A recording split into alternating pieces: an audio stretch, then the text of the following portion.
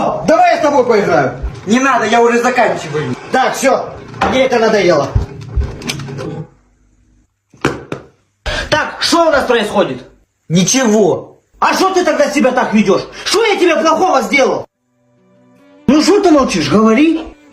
А правда, что вы меня из дома выгоните, когда мама родит? Кто тебе такое сказал?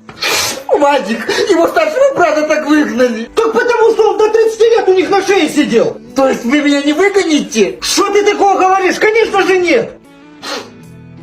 Ну ты же у нас, надеюсь, до 30 лет на шее не будешь сидеть? Нет, я как закончу школу, я сразу поеду учиться в город. Вот, тем более у тебя уже своя квартира. В смысле? Ну, квартиру, которую нам дают, и я же ее на тебя оформляю.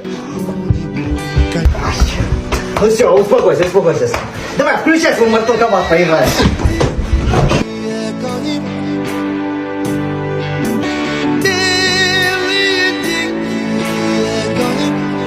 Сереж, Что? даже не знаю, как тебе сказать.